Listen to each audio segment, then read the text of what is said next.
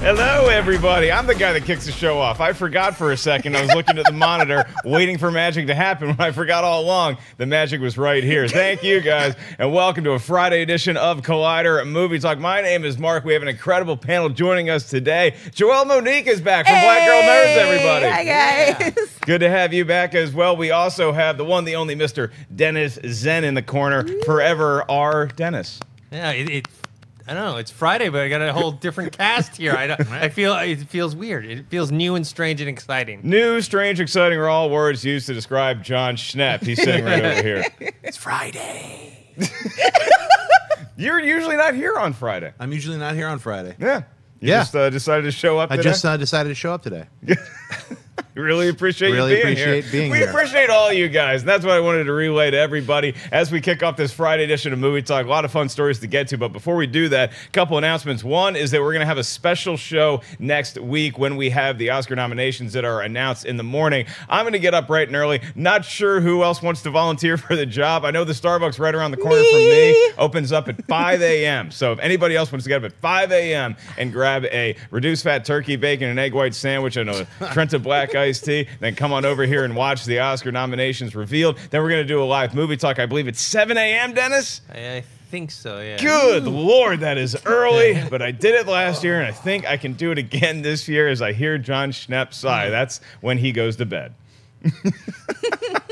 The other announcement I want to get to is that I, as the host of the show, enjoy reading your guys' comments. Enjoy sometimes is a strong word. I do appreciate all the comments that you guys leave. I take them all to heart, whether it's things that I can't change, like the one troll that loves to reference the fact that I look exactly like ventriloquist dummy Charlie McCarthy. Can't change that. Sorry, buddy. Blame my parents. But there's other comments that I do want to acknowledge, and I want to let you guys know that Ashley Mova, Natasha Martinez, and Sinead DeFries are still very much a part of the Collider family, and the reason why they have not been able to appear on the show recently is not their fault at all. It's because there's been a lot of changes behind the scenes at Collider, some things that I'm not privy to. I just host the show. I show up, I come here, and I do my best, and we try to put together a terrific program for you guys each and every day, and the changes that have happened at Collider so far in 2018, we hope is eventually going to benefit the show and make it an improved movie talk and improved Collider video YouTube channel for everybody to enjoy. But those changes have taken longer than I think anybody could have anticipated. So when we kicked off the year and we were trying some different things, it seemed like, okay, this will last a couple days and then we'll be back to normal. It's taken longer, and I didn't want it to go on anymore without addressing it and let you guys know that we're not trying to sweep anything under the rug. We're not trying to distance ourselves from the past and the history of this show. Is that I think that Sinead and Natasha are two of my favorite people to work with, and Ashley Mova, I think, is one of the great hosting personalities that we have in this space. She's one of my favorite people to see day in and day out, and I hope we get to work together a lot more in the future on a lot of different projects. So I want them to come back soon whenever we are able to have them back as panelists. I enjoy reading the news, and I think that my job as host of the show is to read the news, not have somebody else read me the news and then I will react to it. I like reading the news and then ushering a discussion about it with the incredible panelists. I think that Sinead, Natasha, and Ashley are all more than capable of doing that, and I would love to welcome them back as soon as we are able to do so here at Collider. I miss them. Can't wait to see them soon. All right, we're going to move on to our first official topic of the day, and that involves Leonardo DiCaprio. We mentioned earlier this week that he was cast in the new Quentin Tarantino movie that's going to be circulating around the Manson Murders in 1969. Now we know his name. There's new information on the character. He plays an actor who had his own Western show, and the Western show was called Bounty Law. It ran on the air from 1958 to 1963, and his attempt to transition to movies didn't work out. Kind of familiar tone in Hollywood all these years later as well. So 6 years later, 1969, the film is set at the height of the hippie Hollywood movement, and DiCaprio's character is on the other side of people's shows while contemplating going to Italy, which has become a hotbed for low-budget Westerns. Dennis, this is the very specific character study that we got from DiCaprio's, whoever he's going to be playing in this movie. We knew he was going to be somewhat of a failed actor, might be too strong, but struggling actor to adapt to the new era of Hollywood. How is this going to play in your mind? Well, obviously, Quentin Tarantino has a huge love for Westerns. You know, the last two films that he did were kind of Western-esque. And then this one, it sounds like kind of like almost like an alternate take on Clint Eastwood's real life, where Clint Eastwood was on the show Rawhide, very popular, and then when he left, it took a little while, but he actually ended up going to Italy and working with Sergio Leone and A Fistful of Dollars, which happened to be a role that his co-star in Rawhide turned down, and he ended up becoming Clint Eastwood. But that was like I think in 63, 64-ish, and so this one, it's almost like Leonardo DiCaprio's character missed that train, and it's 1969, and now these like westerns in Europe are very popular, and he's deciding whether to go there or not. So I think it's interesting.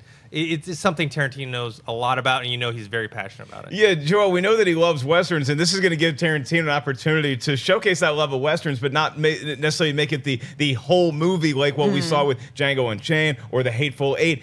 Do you think that this has put too much of an onus on other aspects of the 60s and what it was like to be an actor in Hollywood, and that we're moving too far away from the Manson murders? Or is this the proper place for them to be in the backdrop? Well, it feels like he might be going a little bit back to his roots with like doing vignettes, like a series of exploring different types of lifestyles, like he did with Reservoir Dogs or even Pulp Fiction, which is actually kind of exciting because Hollywood at that time is just a giant clash of cultures. If you're looking at Manson Murders to Western stars to who knows who else he's gonna put in there. I'd love to see like Watt Stax kind of movement happening in and around there. So we'll see who he explores. I look forward to the Samuel L. Jackson character reveal. Yeah.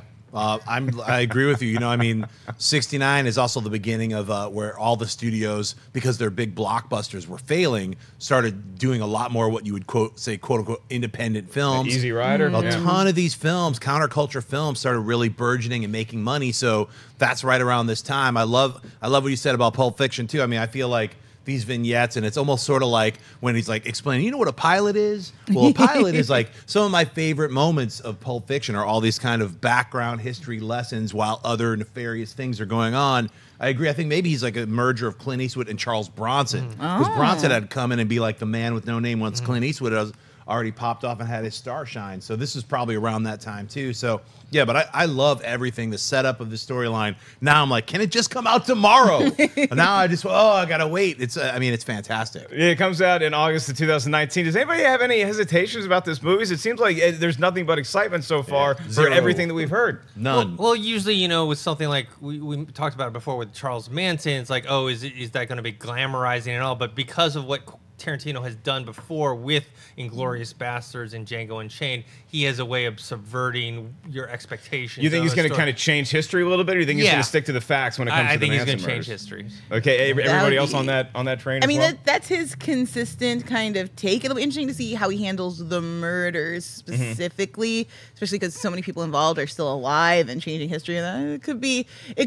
Tarantino doesn't skirt away from controversy, so I'm kind of hoping he leans into it. I love Tarantino's ridiculousness. My favorite video on the internet is him punching that photographer.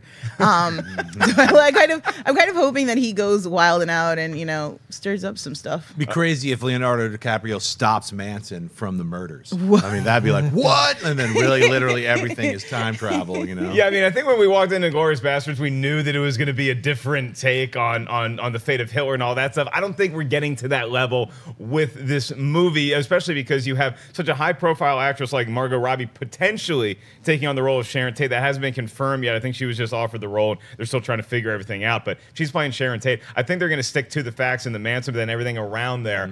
I'm liking what I'm hearing from this movie as well. 2019 cannot get here soon enough. Our next topic is about a movie that's coming out a little before then, and it could change the course of video game movies forever.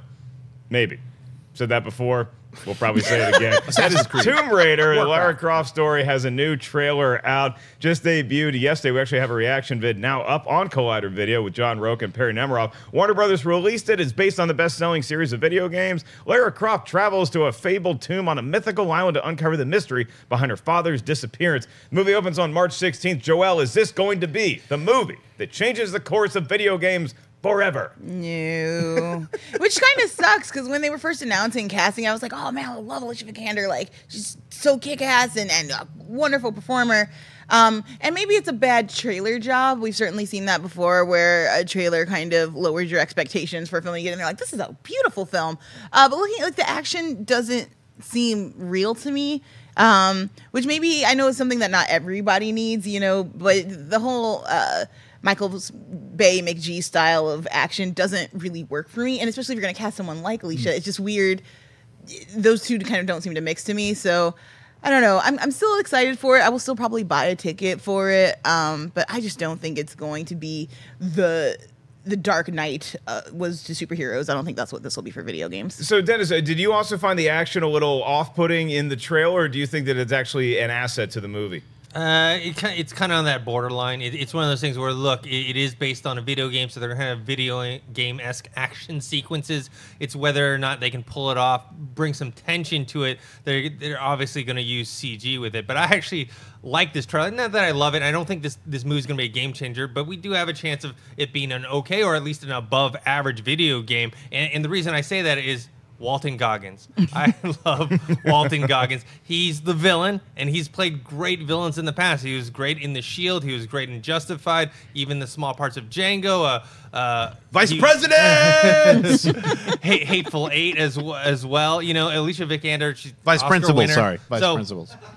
So yeah. I was picturing a TV show with Joe Biden or that's something. what I want to see. I want to see those guys fight as vice presidents. But yeah, vice I was presidents. like, wow, Schnepp is just breaking scoops left and right this week. Super scoop for Friday.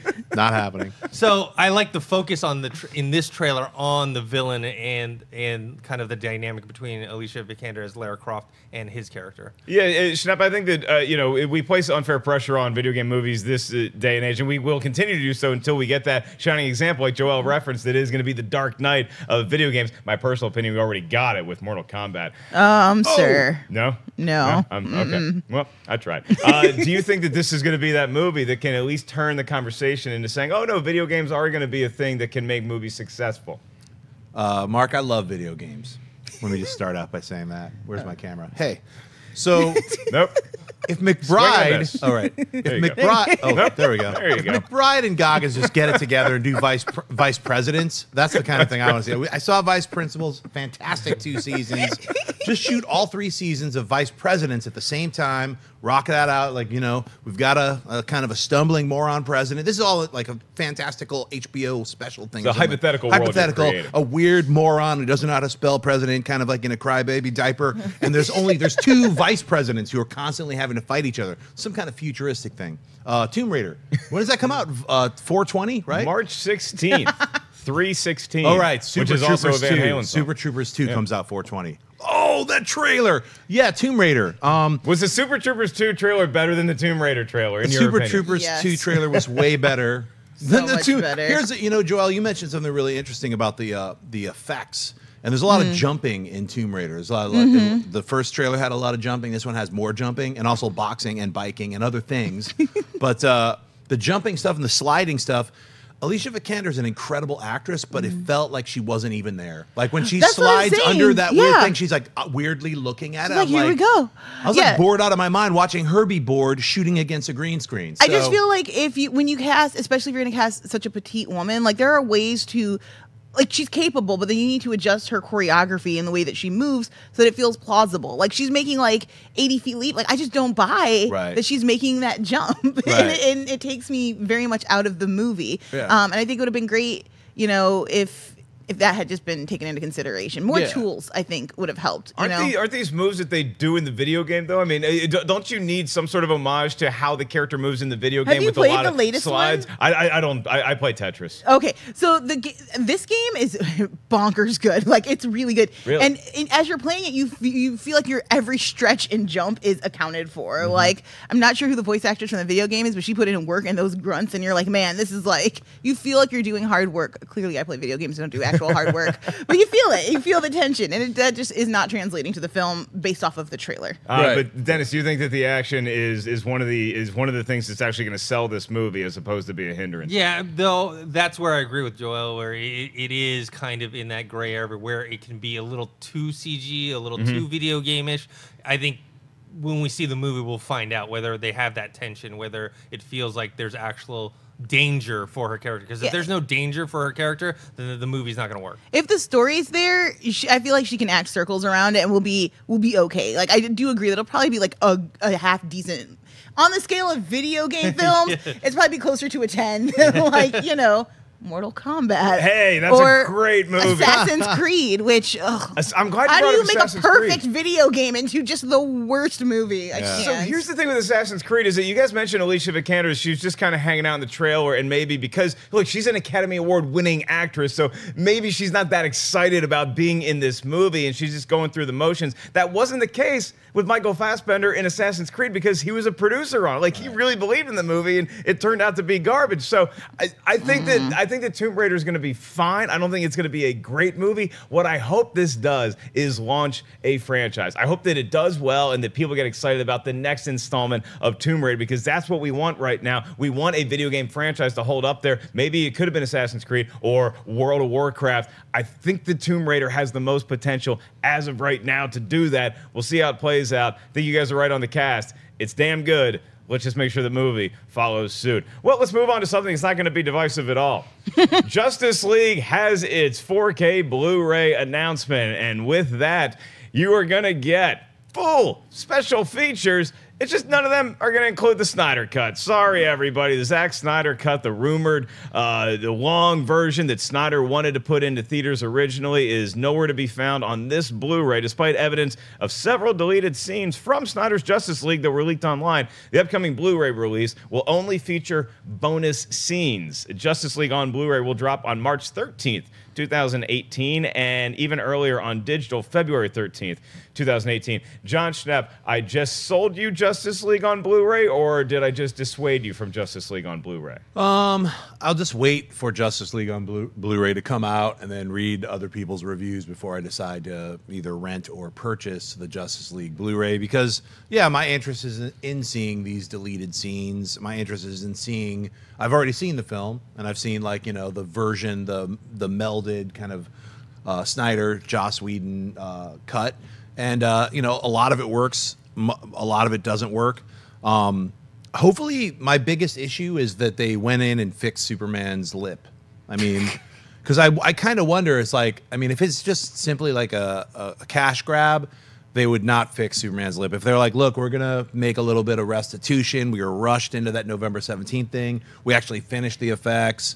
We made Steppenwolf look less like a video game. I mean, I'm not even saying just to add in any of the other story elements that weakened the movie. I'm just saying, like, fix some of those horrible special effects that pulled people out of the film. I'm not even talking about myself. I'm talking about everyone who complained about this mustache.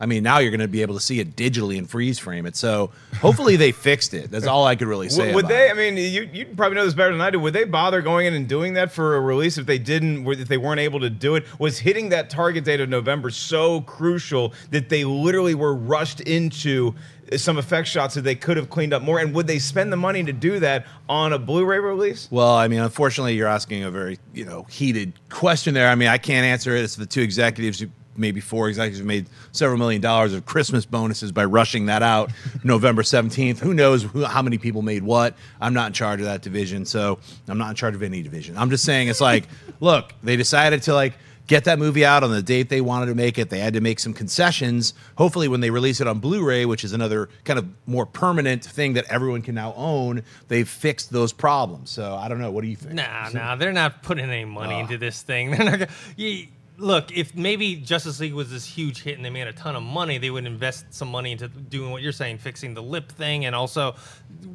That's why I wasn't holding my breath for a Snyder cut, because, you know, with Batman v Superman, they had already shot all that stuff and they were working on it, and they ended up cutting it because of time length. This is a movie that Zack Snyder directed half of it and Joss Whedon took over, and so they didn't really get far along with those things. We saw and did a reaction to some of that leaked deleted scenes, and it doesn't look like those are even going to be on this Blu-ray. Right. I wouldn't buy this Blu-ray just purely because it doesn't sound like it has enough extra features for me. Joelle, is this a case where the hardcore fans who love Justice League or the DC lovers are going to go out and buy this Blu-ray, and then we're going to get a real Blu-ray with maybe even the Snyder Cut, or at least scenes from a Snyder Cut in a Blu-ray that comes out 6 months or a year from now? I really don't think we're ever going to get the Snyder Cut. A lot of the things that are happening. First of all, we know DC is doing like this great overhaul with a lot of their stuff, and a lot of the scenes that were cut from Snyder's original draft, some of those actors aren't going to be coming back. I'm hearing rumors of, I don't think Kiersey Clemons is going to be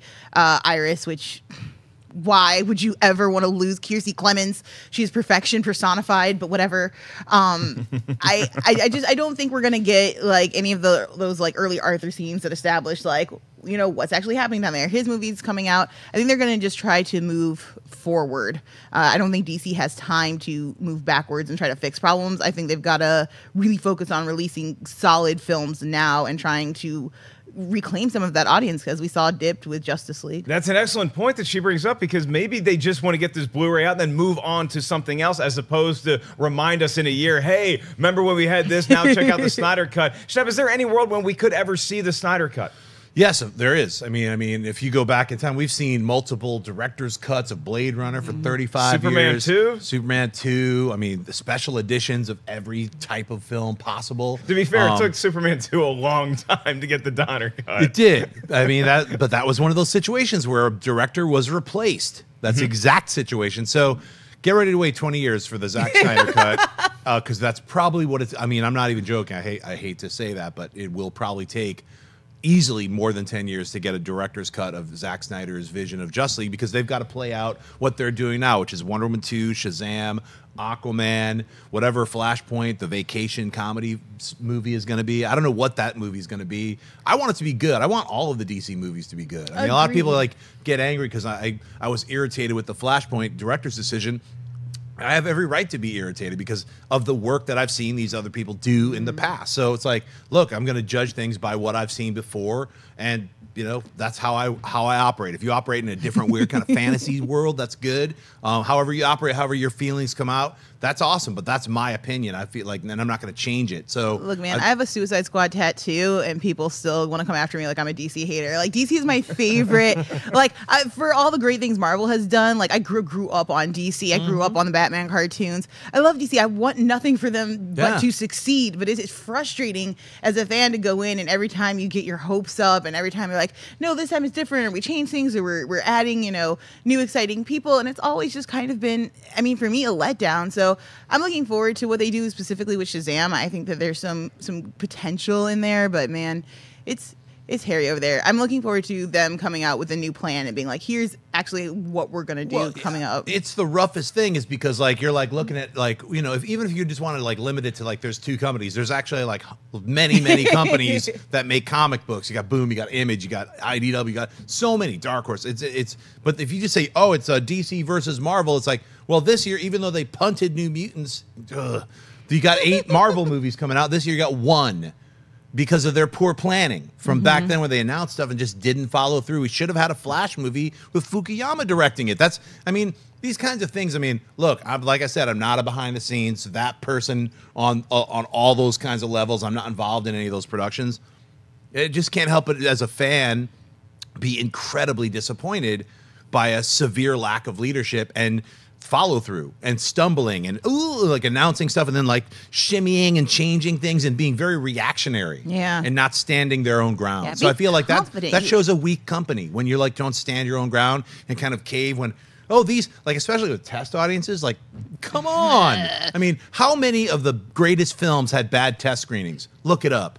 It's a lot. Yeah, especially if you have a catalog like DC has. The stories that they're able to tell. And in their animation game has been killing it for so long. DC animated, except for a few stumbles recently, has had really successful films come out. So it's confusing as to why that can't translate to live action. DC's animated division is superior in all ways to Marvel's animated division. I, in fact, just watched The Dark Knight Returns, the super cut last night. I mean, look, if you're bumming out about DC's live action movies, check out their animated films. There's like 30 of them, and just a lot of them are just joke. incredible. Yeah. It's getting sweaty in here, ladies and gentlemen. if I'm trying to sell you guys on the Justice League Blu-ray, because I know you guys are all huge DC comic book fans, there are a lot of behind-the-scenes featurettes in this Blu-ray. It's not like it's just the movie and then nothing else. There's a lot of behind-the-scenes stuff, like the origin of the Amazonians, and then Ray Fisher takes you on a tour behind the creation of Cyborg and how that character came to life. So there is going to be some cool stuff to watch, just as far as if you're actually looking for more more things to add on to the movie, like what you got with the ultimate cut of Batman v Superman or an extended version of Suicide Squad,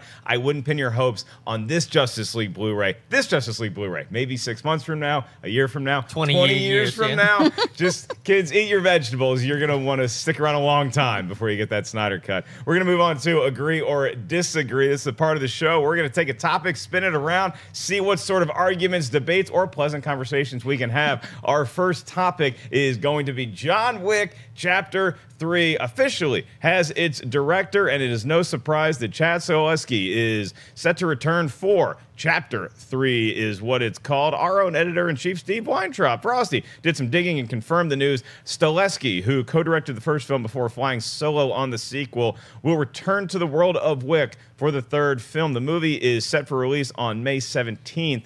2019. Dennis Zen, is this the right choice for John Wick 3? Do you agree with Chad Stahelski being the director? Yes, I definitely agree. I like what he did with the second one. You know, obviously he co-directed the first one, so you're not worried, but you're like a little more apprehensive. Is the same magic going to be there for the second one? And it still was. And I like what he says about the third one, how he's not looking to make it a big budget action film where he's going to blow up stuff, and he's talking about the lore and the mythology and doing more of the intricacies of John Wick, the world, which is why, I mean, obviously we love the action in it, but we also like kind of the story and the world that he built it in. That's why they have that Continental show that's coming out soon on Stars. And it's actually going to be connected because Keanu Reeves is going to appear in that. You're probably going to have some of the other characters in there as well. So I like what he's saying. I think he's the right choice. Yeah, I appreciated those comments as well, Schnepp, because I think that they're focusing on what made John Wick Chapter 2 so enjoyable. I didn't like the second one as much as the first one, I'll say that, but I appreciated that they had some nice action set pieces there, but a lot of that budget went to just travel because we went all over the world. Right. We might continue to do the same in Chapter 3 because they're looking at making the central antagonist in this movie a Japanese crime syndicate, and Hiroyuki Sanada, I believe is her name, who was great in the Wolverine. Yeah. She's being looked at right now to play the central villain in the movie. Do you like that we're going to be taking on this Japanese crime syndicate and it's going to be another international feeling movie? I do. I love that aspect of it. It's very Bondian, but it's also, I like what the director said, we're going to get into vignettes and like we're going to get into the, you know, the little more of the behind the scenes. That was some of my favorite parts of not only John Wick. I like John Wick better than the second one as well, but it's because the introduction of the Continental. I think when when that first movie came out, I said, look, I'd watch a Continental TV series. Now I get to watch a Continental TV series. So I'm very excited about that because I like that entire operation and I'd like to see more of it. And I feel like that's what the director was saying. Look, we went big budget on the second one and more dome shots with different people in different areas of the world. Now we're going to get small again and like get into the intricacies. And that's what excites me about not only John Wick 3, but then actually seeing the series. Be cool to see some of those people who are in John Wick 3 be part of the series as well. Yes, that part. I love John Wick. And I mean, guys, my childhood crush is Lawrence Fishburne. I'm not going to lie. Morpheus just really did it for me. Oh, yeah. I was going to say what role. And then as you said Morpheus, 10. I was like, oh, yeah, the trench coat and the sunglasses. Come on. Yeah. He was so cool. Jada Pinkett was with him. It was amazing. So John Wick 2 had a lot of like great things for me. I love this world. The director is so cool too. He came, I work at a college. He came to the college to talk to the kids about his vision and he comes from the world of stunts, and I want to see more stunt people come to the forefront and start making movies, just because their viewpoints are so interesting. And what's really cool is he always brings in women, and he's like, to my point earlier about Tomb Raider, he wants to make sure that when women are fighting, that it is believable. He's like, women can fight and kick ass, but I'm tired of seeing them fight like men. It doesn't make sense, and it doesn't look good. And we saw him do that in the last film with Rose, so I'll be interested to see what he brings out here. Yeah, and I should point out that Sanada is not being looked at for the female role. Hiroyuki Sanada is a guy. I misread the notes, so that's where there wasn't some change that happened in the world recently. That's what we're looking at, but we're also looking at a female antagonist for this. The big agree or disagree here, it's very simple. Are any pets going to die in this movie? Joelle, did you agree or disagree that actually, I'll spin it differently. Is John Wick going to die at the end of this movie? Do you agree or disagree that John Wick should die? That's a really good question. I don't want Keanu's life in real life has been too filled with death. Like, he should live at the end of every film just so that we can all have hope and aspirations. But I am interested to see how they end this trilogy. The films so far have they just blossom really nicely, and I like the way the world spins out from the central character of John Wick. So I'm interested to see like what's end game here. I mean, is it fighting forever? Is it some kind of unification amongst? Because it seems like before John Wick, like there was an understanding between all the top guys. Like top brass is like, look, you have your family, you guys can ascend through the ranks, and we'll have peace. So I wonder if John Wick, is like, let's just destroy all of it, or if we're looking for kind of a peaceful resolution. Yeah, if he's trying to take down the entire operation that is this underworld of assassins, then I would understand him having to sacrifice himself to take them out. That doesn't seem like his MO, though. I mean, I look at action stars, and it's one of two things you have. Either you are going to protect other people, and that's the impetus for you getting into action, and you might risk your own life to protect those you love. But John Wick is a guy based on revenge. They already killed the dog. Right. So now he's pissed off, and I don't want to see him eat it going out ever. I want to see him continue to survive, a lot like Jason Bourne. You don't have Jason Bourne movies without Jason Bourne. You don't have, or the other guy. You don't have John Wick Legacy movies without John. We're not getting a John Wick legacy. Do you agree with Joelle and I that John Wick should survive John Wick 3? Definitely. I mean, he has to be brought in for specific reasons. I mean, it's not like he's going to try to take out the Assassin's Guild. I mean, that's where we're not in that zone, especially with the Continental. This is all about assassins and a code of ethics and a code of morals, even with people who murder other people. So I think in order for him to be brought in, it has to involve a death threat to someone else that he's worked with. Someone's calling in one of those little gold chips or bullions, whatever they call it. Yeah, I've got my, my Bitcoin or whatever they are. You're walking around with a briefcase of those. Somebody's going to be like, yo, I got to call you out. I need some help. So that's how they're going to get John Wick. He's got to help somebody. Dennis, you want to be the one guy on the panel that kills off John Wick? No, just because they have the TV show, right? They have the TV series, and it's pretty successful. They're not going to want to end it in a way where, like, okay, they want to keep it open-ended. Maybe if this was the last movie and they decided, look, we did okay with this series, let's end it properly. But there's money to be made, so they're going to keep that character alive for as long as possible. Well, that was a fun detour, and if you thought we were done talking about DC, in the words of Willy Wonka, wrong, sir, wrong. According to The Wrap, we have new casting announcements for the movie Shazam that is upcoming. The Wizard has been cast. Yes. The Wizard, and it is none other than This Is Us actor Ron Cephas Jones. So the mysterious figure who bestows Billy Batson with his mystical powers is the Wizard. The most recent version of the Shazam story from DC, the Wizard is an ancient being and the last surviving member of a council of wizards who must find a champion to battle the evil Black Adam. Hey, Joel, it sounds like Mortal Kombat. Eventually choosing Billy. Shazam is set to debut in theaters on April 5th, 2019. Do you watch This Is Us? Is this the right choice for the Wizard? I love This Is Us because crying is therapeutic.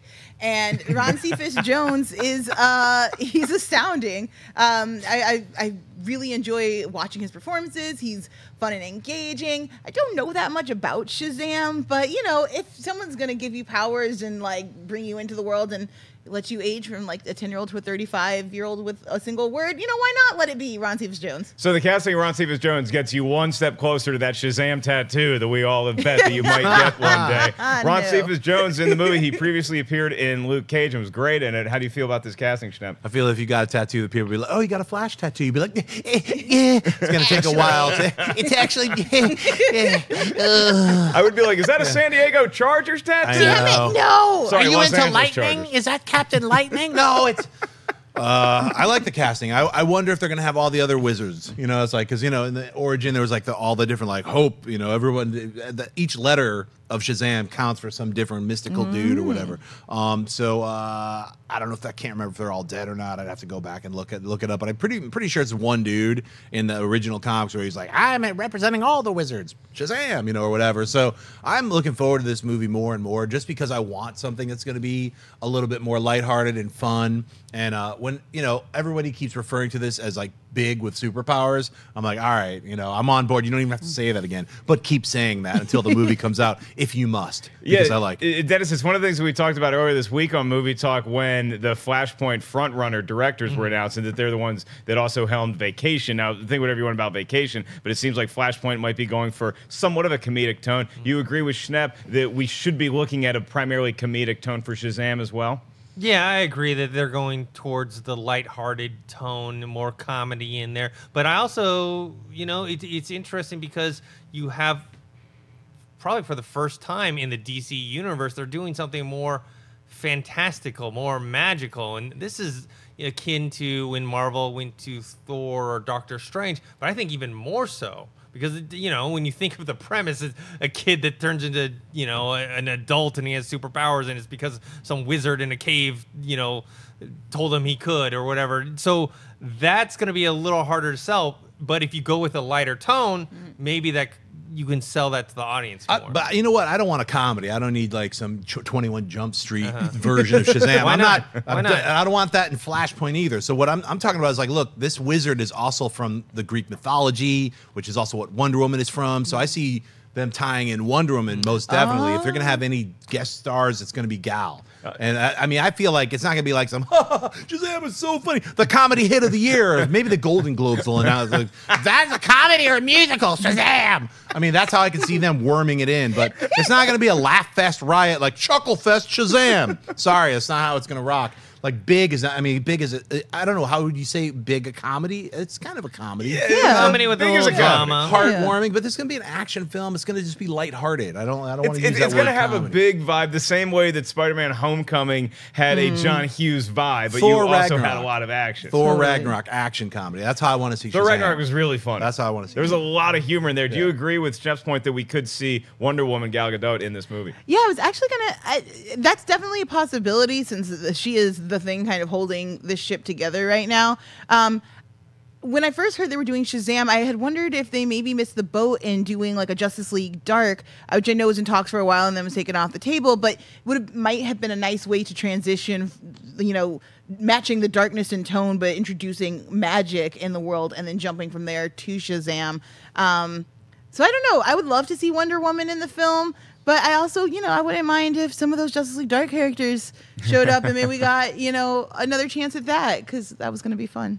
We'll see what happens with Shazam. That movie is also slated to come out in 2019. That is April 5th. April 6th, 2000. It's one of those days in 2019. 2019 shaped up to be a pretty good movie here, Dennis. We already talked about 3 movies coming out then. And we're going to move on to Amazon Studios, which is going to be releasing movies in 2019, but maybe not as many indie features as you might expect. This report comes from Reuters. Amazon is looking to shift its funding away from smaller art house films in an effort to develop more big-budget commercial hits. That sound you just heard was Jodie Foster punching a wall. This comes on the heels of Amazon Studios canceling 3 of its comedy series, even as the studio has been awarded a number of Golden Globes, Emmys, and Oscar nominations and wins. The move reflects a new phase in the online retailer's entertainment strategy. They first worked on highbrow movies that would win awards, putting them on the map in Hollywood to help attract top talent. Now, they want programming aimed at a far wider audience as it pursues its central business goal, ruling the world. Persuading more people to join its video streaming service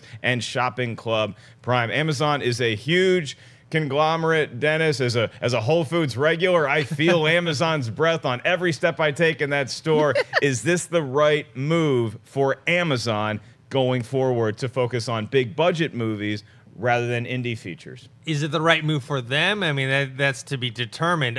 I'm actually kind of sad to hear this news because streaming was supposed to be the thing that was supposed to help with indie films, because a lot of indie films that get distributed in theaters don't have very long runs. They don't make a lot of money, but I think audiences are more willing to pay for the big budget films because they want to see it on the big screen and get nice big sound, where indie features, I think, fit more in home. So now if they're going to veer away from that, I think that's not a good sign, because then you're going to have more of, you know, they spent a bunch of money on what was the Lord of the Rings rights, you know, so they don't have any money.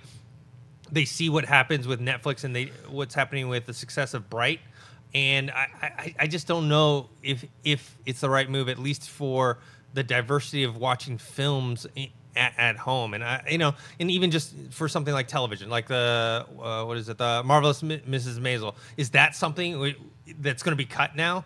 Not that show particularly because it's a success, but like taking the chance on something like that, whether it's a film or a television series, that's what I'm worried about. So I'm concerned that all these Netflix and Amazon, then they're just going to end up being exactly what we're seeing at the theater. Shnepp, do you agree with Dennis that as far as the consumer, this seems to be a negative thing, that it might be an impending sign of the coming apocalypse, is that Amazon Studios, a bastion of hope that we in the movie world had, that like, hey, if you're sick of all these comic book movies that are coming out every weekend and these huge big budget flicks that are in theaters. Stay at home and stream something that's artistically, it has integrity. Are we losing that with Amazon making this move? I don't think so. I mean, I agree partially with what you're saying. I mean, but corporations are risk averse. Yeah. And corporations, in general are, when you really think about capitalism, it's all about making money. And Amazon has been following suits and trying different things.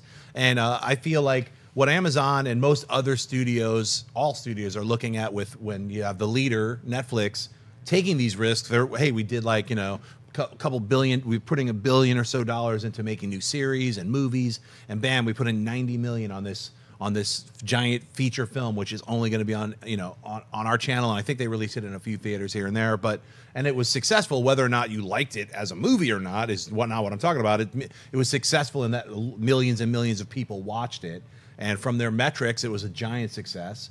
And usually Netflix doesn't release their numbers, like how many people saw what, but they're like, check out how many people. They're like really ready to brag about it because because Disney is coming. They're like the fourth weird creature. Like, I've got $1 million on. Like 2019, they're like, I'm a Hydra with part squid. Like they're like literally, they're taking over. At the end of 2019. That's what you're going to see. So all these they're like ABC, NBC, and CBS are all like, liquid shits are coming. They can't hold it. That's what's happening. They feel like, oh God, that's what's going on. They got the jelly rumbles. They're going to freak out. Why? Because 2019, at the end of 2019, the Disney weird, whatever. ABC coming. Will not be on that list. I'm just saying, there's a fourth giant competitor coming in who's going to absorb some of that money. They're going to be like, So Amazon is like, no, we want to keep that. We want to be the third 1, 2, 3. We want to keep that. So every single studio is going to be trying to figure things out differently. And unfortunately, eyeballs are like, oh, I want that big budget thing that's exclusive for me. And unfortunately, a lot of people are like, look at that small family film that, independent films or what. I mean, people are just not looking at it like that. So comedy series or whatnot, they're like canceling those. They're probably going to increase bigger budget series, like a 10-episode story arc that's like $100 million as opposed to 10 $1 million story arcs. Loving independent film and bummed about that, but I think it's going to be like a back and forth. We're going to see a teeter-totter effect. Amazon is going to put like 50 to 100 million into a couple of big budget films coming up this year and next year, just like Netflix, just like Hulu, and then we're going to see what happens. So I don't think it's like the death knell of independent films or independent television series, but I think we're going to see there's a couple of shakeups, especially with these big giant things that are coming in the next 2 years. I actually think this is a good thing for indie creators, even though it doesn't quite seem like it yet. With the large shakeups happening, it's literally across the board. So if YouTube Red trying desperately to enter the game and struggling to launch their platform, then you have not just Amazon, not just Netflix, not just Hulu, but then you have like a lot of other channels are starting to release their own stream, and you're seeing it very slowly rolled out. But like, for example, ABC, The Good Place is getting like crazy ratings and people starting to really watch it. They pulled off most of the episodes off of Hulu, but they're available on their app. So I'm noticing now, because I watch things exclusively on streaming, that you're kind of going to other places, which means more content. Yep. I'm seeing a lot of like young upstart creators getting pulled in to make shows and stuff.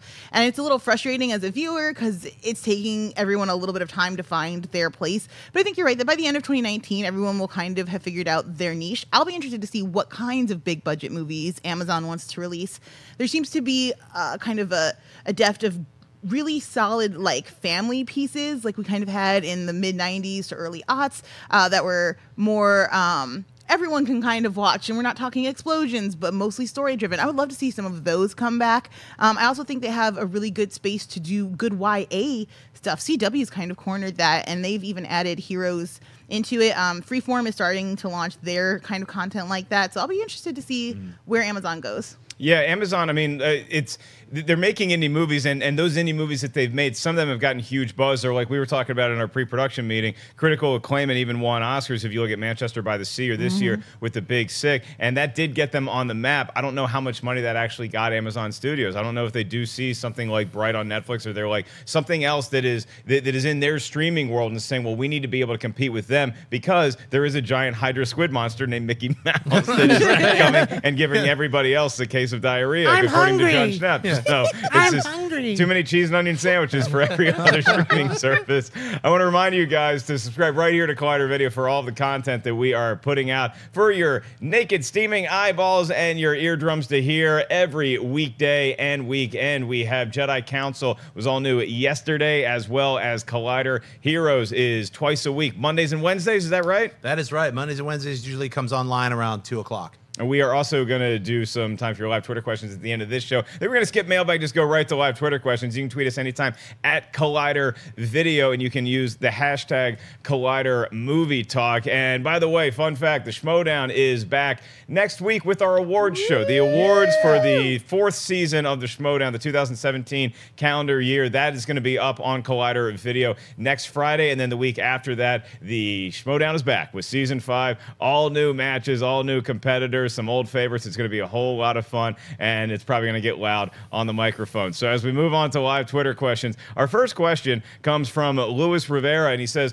which sports icon needs their own bio movie? Ooh. Which sports icon has not gotten a bio movie yet? Or I'm going to say you can take someone who's gotten their own bio movie, but we just need to make a better one or a different one. So is Michael Jordan. He recommended Babe Ruth, who has gotten a number of movies, but maybe wants to see a different Babe Ruth. My Babe Ruth is the one that shows up in the dream sequence in The Sandlot. Then is Zen. Sports icons, which one deserves the biopic treatment? I don't know about so much deserves, but my favorite athlete is Dan Marino. And I'd love to see a biopic on him just because I want to know more about his life. Okay, we're going to have a longer conversation afterwards. What about Dan Marino? Was it just he hit you at the right time in your youth? I think so. I think because the way he played was different than other quarterbacks, the way he threw the ball, they compared it much more to pitching than actual. I like watching athletes that can do something uniquely different than someone else. Okay, Jon Schnepp, who's an athlete? I know you're a huge sports honk. Who's the guy that you grew up loving? Yes, I am. Judging by your shirt, maybe Bo Jackson. Yeah, you know what? Judging by my shirt, it's Kareem Abdul-Jabbar. He was one of my heroes when I was a kid. I wrote You got to reports meet him on recently, and right? I recently, Yeah. last year at Comic-Con, I got to meet him, and now he's a writer. He's writing comic books and books, so he's a fascinating individual. I think a story about his life would be amazing. Yeah, I have to go Bo Jackson. It might not be the right time to do it. You may have to wait a little bit, but Bo Jackson is an absolute living, breathing tall tale. He came about in an era that was right before everything got streamed online or even on the news, so you hear all these great stories about Bo Jackson accomplishments right before he got to the big leagues when he played 2 sports. For the Kansas City Royals, he played baseball. For the Los Angeles, at the time, Raiders, he played football. He was great at both. He was one of the greatest athletes that ever lived. Bo Jackson in some form. I cannot get enough Bo Jackson in my life, and that's not just because I'm a big Tecmo Bowl fan. Joelle Monique, Yes. who is the athlete that we're making a movie about next? So not now, not next, but in like 50 years, Serena Williams is gonna get her own biopic. Yeah. Like she's got like the Compton upstart, like the crazy intense dad, the competition with her sister. She enters the world stage at like 13 or 14. Then it's like grand slam, like a bajillion grand slams, her fights with the media. She just had a fairy tale wedding. Like every scene is already there. It'll be interesting to see like as she gets older as an athlete, how actors choose to leave the stage is always very interesting. So I'll be interested to see when and how Serena does that. She's a tennis player, so she's got some time. Yes, Serena Williams biopic. I don't know, 2073. Seen a lot of great participation in the chat room on this. I'm trying to go with a lot of different sports. George Foreman, somebody said they want to see biopic on George Foreman. The guy who made the grill, he was also a pretty damn good boxer. Ray Bork is a Canadian hockey player, was pretty damn good in his day. I think we're making some good Someone movies put here. Kwame Brown. Kwame Brown with have Kwame Brown and Smush Parker team up in like How fight about crime. Jamarcus Russell? Jamarcus Russell. What could have happened? All right, we're gonna go to one more, and that is Phil Fang Foom, a fan favorite here. Yes. What movie is a classic, but if it was released today, would be, in his terms, a straight to crackle fart box? Okay, not the saltiest language we've heard on this show today, Phil. Straight to crackle. A movie that is considered a classic that just would not do well in today's marketplace. You got any thoughts on that, Jon Schnepp? Wish you didn't go to me first, but You were scratching your beard like a wizard in Shazam. Because I'm thinking, like, I mean, the question is, it was a giant hit when it came out. Yeah. But if it came out like today, people would be like, "Why are they releasing this Serpico?" I'll say that because like or even The French Connection. A lot of people are not going to see kind of smaller cop-driven films. That's a little bit bigger. It's, you know, it is a little bit, you know, encompasses a little bit more of a world market. But I'll stick with those. Serpico and The French Connection might not have as big of a dramatic hit if they were released today. I'm not saying they're not amazing films, because they are, but I just don't think they would hit the audience now who are like event-driven audiences. Yeah, something I've noticed is that like with movies back then, especially if you're talking about 70s movies in particular, they took a lot of time to tell their story, Yes. which was an asset because they had a really good story to tell. The French Connection car chase scene still holds up It to does. me anyway, and I look at a movie like 1973's The Exorcist, and I wonder how it would do in today's marketplace when we see horror movies coming out all the time that are about possession or other things that throw jump scares at us and they scare the crap out of us. Would The Exorcist? I believe it would, but I've heard other people debate me on that, is that because it takes so long to build up with what's going on with Reagan, Captain Howdy is a lot more than just a weird imaginary friend, and by the time you see what's actually going on, we have the priest in the room, that it took too long to develop. Not my opinion, but I've heard that from people who may be more trained on the recent horror movies that throw a jump scare at you every 5 minutes. Man, this is a really hard question, and I was trying to search my brain for like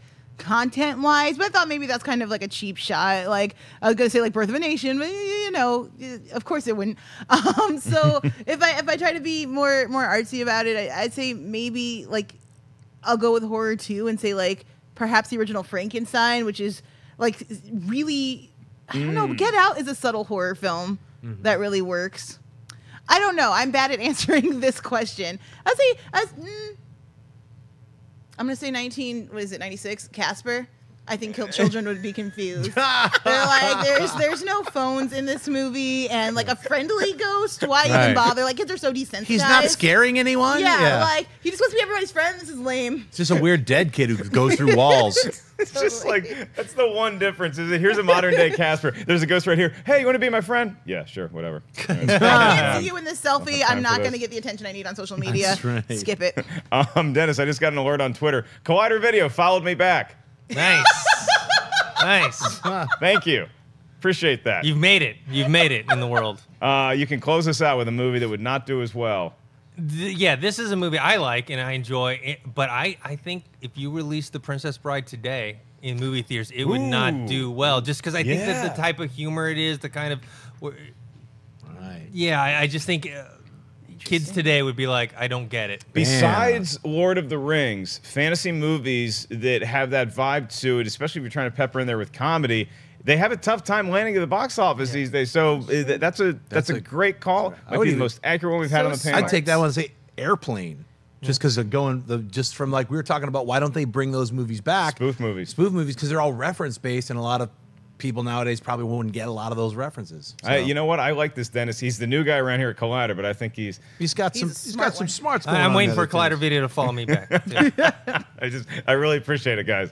Thank you, Josh Pakuga. Thank you guys for tuning in to this day and this week of Collider Movie Talk. We're going to be back with an all-new episode on Monday. For everybody here, the crew behind the scenes, as well as all the panel up here with me. Miss Joelle Monique, thanks so much for joining us today. Where can the kids check you out? Yeah, guys, I'm Joelle Monique. You can find me all over the internet at Joelle Monique every week at blackgirlnerds.com every Monday, 5 p.m. With Carrie D. Lane over at AfterBuzz. We host Animation Weekly. We've got a lot of fun guests coming up for you guys. And I'm recapping Black Lightning also at AfterBuzz, and that show was great. So check it out. Come talk to us. I watched the premiere of it. Yeah. And I really dug it. I don't watch the other CW shows, but Black Lightning was pretty cool. I might stop watching all the other CW shows because Black Lightning is that good. I just want to be forced into a situation where my eyes could turn into lightning, and then I'm like, oh, sweet, I have this power too. Probably not going to happen. Jon Schnepp, do you have any lightning powers? Not yet, but I'm working on it. I would like to be able to do cool lightning blasts and stuff. You can find me on Twitter, Instagram, just at Jon Schnepp. His favorite NFL team is the Tuscan Raiders. Dennis Tzeng. I don't know if your favorite team is the Dolphins, but you do love you some Dan Marino, one of the best pure passers the league's ever seen. Where can everybody find you? You guys can find me on Twitter at ThinkHero, Instagram, Dennis.tzng. I am merely Mark Ellis at Mark Ellis Live. We'll be at the Comedy Store Saturday night. Next weekend, we're going to be at the Pasadena Improv Friday and Saturday. You can get tickets at markellislive.com. Have a great weekend, everybody. Be safe out there in the comment section.